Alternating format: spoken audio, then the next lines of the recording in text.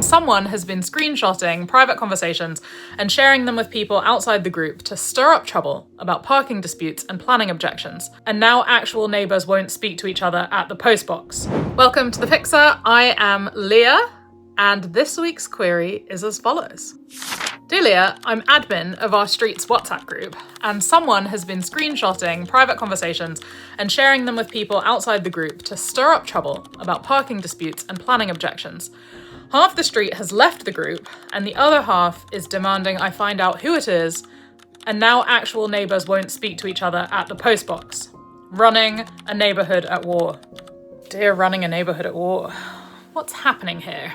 It sounds like someone is weaponising your community WhatsApp group by leaking private conversations to outsiders, and it's destroyed the trust that made the group useful in the first place.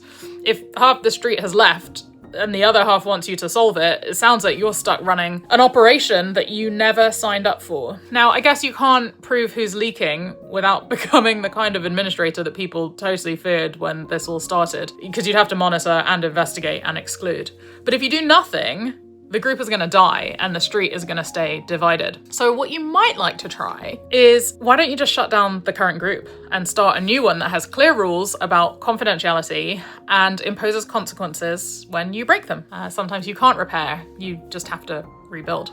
Secondly, you might like to just make it really boring, so just keep the group strictly functional. Bin days, lost cats, and street cleanups. And that way there's going to be nothing worth leaking. And obviously the explosive suggestion is to just accept the group is finished and let people organise their own smaller networks, because let's face it, one person's betrayal doesn't mean the whole street needs forced community. Good luck. If you would like to submit a query to The Fixer, email hello@leahtalks.com. Why not subscribe to my Substack, The Work of Repair?